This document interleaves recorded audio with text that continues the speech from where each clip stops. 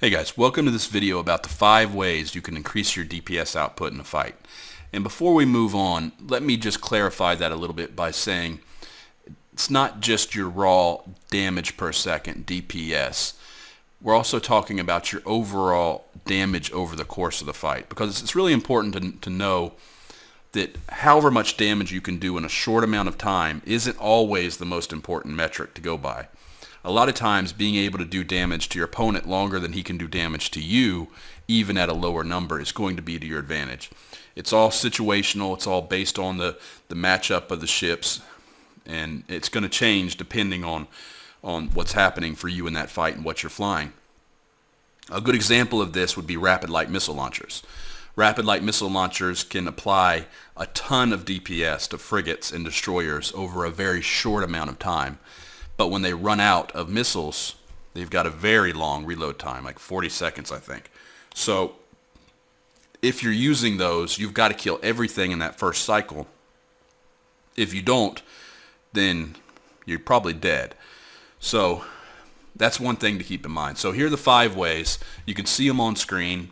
I was going to do them one at a time, but for the sake of getting this video done pretty quick and not having to make all the slides and figure out how to do a presentation software. I've got, I think, OpenOffice or LibreOffice, and I got to figure that out. But just doing it in Paint. So overload early. Now I'm going to link on the screen, probably somewhere in this bottom area down here, my video I did about overloading. It's one of my most popular videos that I've done, and one that's completely changed the way people look at overloading in EVE Online. When I first started playing EVE Online and got into PvP, the advice that everyone would tell you was, oh, well, you overload when everything's going wrong. So you wait to overload until the end of the fight. You wait and overload. You're starting to die, and now you start overloading because you're losing the fight. It's a completely wrong way to look at it. And my video that you'll see in that link right there is going to describe that in more detail. But basically, you should overload, especially in frigates. Any kind of frigate PvP, you overload your guns from the first shot on.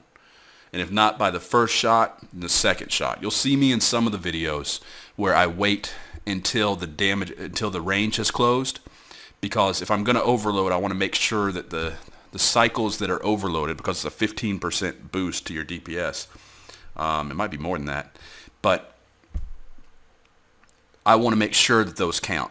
So what I'll do often, if I'm saying a Tyrannus and I'm approaching, let's say, a Claw or a Stiletto or an Ares, I'll get my scram, but then you always overshoot, because you got 2 targets that are going incredibly fast towards each other. They're going to bounce around a little bit out to 10K and beyond even. So your guns are only good depending on what you have loaded. In Tyrannus, I usually have null loaded. So your guns are only good out to about 5, 6, 7K. Beyond that, they're not doing anything hardly at all.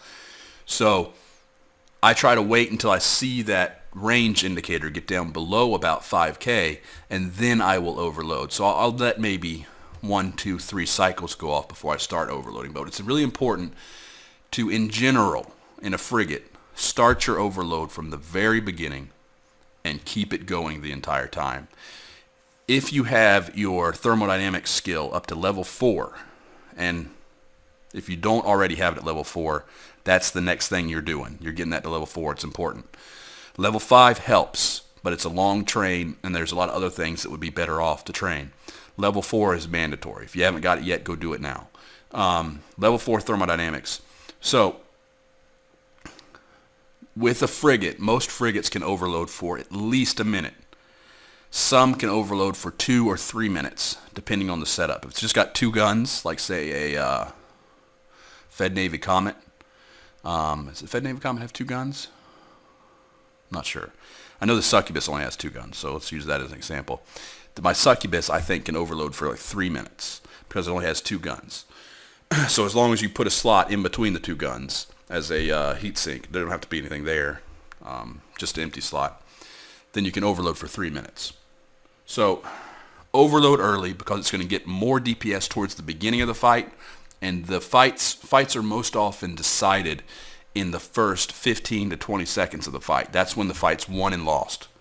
So in a 1-versus-1, which even when you're fighting outnumbered, you want most of your fights to effectively be 1-versus-1s if you're doing it right. Unless you're in a a mega tank type thing where you're in a battleship or a battle cruiser fighting multiple opponents. But you want to think of it as a 1-versus-1, and if you can spike your damage towards the beginning of the fight, then you're going to do a couple things. And I talk about that more in the overload video, but basically you're going to make your opponent panic. He's going to start making bad decisions, and you're going to get an early lead in the fight. If he's thinking the same way that a lot of people used to, I'm going to wait until things are bad before I overload, then by the time he overloads, it's too late. He'll never use that whole overload cycle and as much of that heat that he could have, and he'll never get the full advantage that it gives. So overload early. Number 2, get your drones out and on the target as fast as possible. You want your drones attacking your opponent faster than his drones are attacking you. The reason for this is, like I said before, it doesn't matter so much how much DPS you're putting out, how much damage per second you're putting out. But in a simple example, let's say that you're doing 300 DPS and your opponent's doing 350. But you managed to get damage on him 2 seconds earlier than he gets damage on you. And I've seen fights where opponents they've been just panicked or slow or something, and they're 3, 4, 5 seconds behind me in applying damage. So in, say, 3 seconds at 300 DPS, I put 900 DPS on him, and he's put nothing on me. So that can make a really big difference over the course of the fight, where I have that 900 damage that I've already put into him before he actually does anything to me. So that's point 3 is get your damage on first and fast and first. So the best thing you can do for your drones is you've got to get drone shortcuts, and you've got to get used to them. I don't use the defaults. I don't know what the defaults are. For default, before they had defaults, back when this was like a secret tip that you actually had to set yourself to use 3 or 4 or 5 years ago, I set mine to Alt-E to engage all drones, Alt-R to return to drone bay. It's really easy to remember. I've got my left hand over on that area already, so it's real quick. Another tip for getting your drones out fast is don't go and right-click your drones and then launch. Never do that. Grab the drones, click on them like you're clicking on an icon on your desktop or something, and just drag them out of that window and let them go into space. And so you can physically drag the drones out of the bay and drop them in space, and that'll just launch them for you. It's much, much faster that way, and you're going to get drones out faster. And then all you have to do is quickly, so you can see what I'm doing here. Let's get a brush. You can quickly, mine's up here, my window is right there, and maybe this is the little drone box. So what I'll do is I'll quickly just take this and throw it like that real quick to the side. Just a couple inch movement, but it's quick and it gets the drones out, and then it's real quick. Alt-E, Alt-E, Alt-E. I usually do it about 3 times to make sure that Eve picks it up. A lot of times Eve will miss a command, so I've just gotten in the habit of repeating commands and kind of spamming things a little bit. Like when I approach a gate, I'm spamming it. When I'm trying to warp through a gate or jump through a gate, I'm spamming it. So get your drones out fast, drag them out, whatever your hotkey is for engage, over and over, make sure they engage. Okay, the next thing is get your DPS on fast and first. So, like we were saying before, the overall damage application is more important than the damage per second. The only time damage per second is going to really matter is if your opponent has a tank that is a repair tank, and say he's in a Deimos and he can rep 800 DPS, and you're only able to put out 600. In that case, unless you have an energy neutralizer or unless he has a AAR, ancillary armor repair, you're never going to be able to beat him. You're never going to have enough DPS to overcome his tank, and he's going to, one way or another, end up beating you. So sometimes it matters, but in most fights, and especially in small scale fights, the damage, overall damage for the fight is more important. So that's important. Excuse me. Number 4, maximize your damage application. So what I mean by that is I mean that you need to maximize the output of your damage. So if you're looking, if this is your computer monitor right here, then if you have damage notifications turned on, and you really should, as the fight's going on, you're going to see things coming across and scrolling by. They'll be, scrolling up or down, I'm not sure, I think up, and kind of fading away. Those damage notifications tell you if your turrets are hitting, if they're glancing, if they're hitting well. If you see a lot of misses coming up in this area, and it says your neutron blasters miss, and you see that over and over and over, you need to be able to recognize that in a fight and adapt. And so let's say I was in a Tyrannus and I was fighting a Dramiel, and he was super small, he was an armor repair Dramiel, and I was unable to track him because I had null loaded for some reason, and I'm unable to track the Dramiel. So what's my next move? Well, my next move is I'm in a dual prop Tyrannus, so I'm going to overload my Afterburner, set keep at 5k, and I'm going to attempt to move him further away from me. The further away a target is, the better your tracking is. Anytime you use a keep at instead of an orbit, the better your tracking is. So that's one way that you can maximize your damage application. You also need to know what your range is on your guns, what your tracking is. Can you track this type of target, or is that not possible, and you need to only fight that target at a certain range? So you learn all this stuff through EFT or PIFA now, because EFT hasn't been updated in a very long time. So I'm about to have to switch to PIFA. It's a good program, but I'm just used to EFT. I've used EFT for 7-8 years now, so it's going to be tough to get used to PIFA. But you need to know all the different stats for your ships. These are just ships I've been looking at recently. That's my Link ship. I haven't used that thing in a year. I just got the fit for somebody else and gave it to them. That's why it's up. Here's the Succubus. 2 different fits for that. I was going to try a dual tank. It's a little bit silly, but it seems like it might work for the Succubus. But I know these ships. I study them. Before I go out in them, I know what they can do. In my Come to Play video, I talked about the Succubus, and I said it's got 200 damage output and roughly 100 damage tank. I was a little bit off on the tank. It's not even 100. But I knew I had a good idea for what it could do, right? Good idea for the speed. I said it was 2-point-something K unoverloaded Afterburner and 3.1 overloaded. I knew my speed, right? And I've got 2 webs, so I knew what I could do with that. You got to really know your ship before you go out. It's crucial. So back to the paint. So maximize your damage application, and you can do that a couple ways. Let's go back over here, and let's get a DPS graph. Let's bring in Succubus, and then for my target, let's get the Dramiel, my super agile, and let's make the target move at 83 across me, and let's look at this damage curve. Let's actually increase that. And where's the Dramiel? It's here. Okay. So, no. Yeah, I know. There. Okay. So that I turned on the Afterburner, overloaded it to make it a little bit faster, a little bit harder to track. So here, this damage graph gives you a good idea of what your tracking is going to be. This is a Succubus shooting at a Dramiel. If the Dramiel is able to get in here tight, you see at 1K I'm only doing 46 DPS. That's terrible. That's not even going to overcome his little teeny armor repair tank, which he can overload, and eventually he's going to run out of nanite paste, but he's still probably going to win the fight in this case. So I need to be able to adapt by seeing I'm missing, or I'm glancing, or I'm doing small amounts of damage. You need to be able to adapt to that, and you need to be able to quickly say, okay, well, what can we do to this Dramiel to make this fight more fair? What can we do to this Dramiel to make him trackable?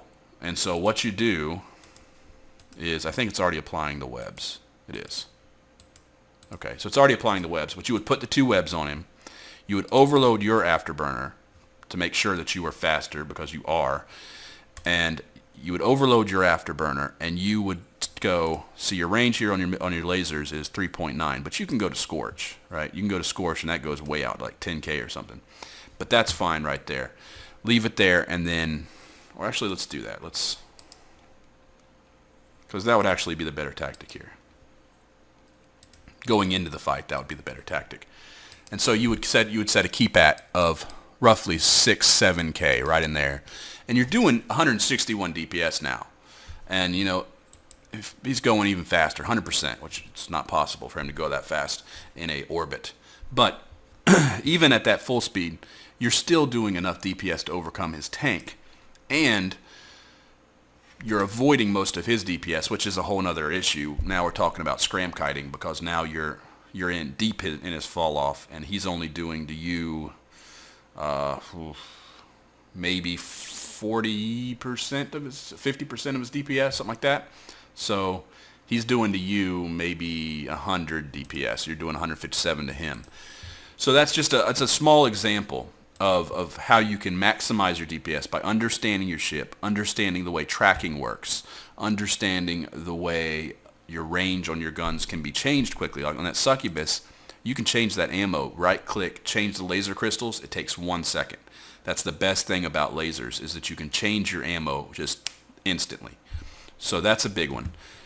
Finally, there's use the right ammo. So like we were looking at before, Scorch, you know, that's an ammo that's going to let you to get a better range. But in a lot of other ships, like the Dramiel, you have different choices. So you've got EMP, phase plasma fusion, and then I don't like titanium.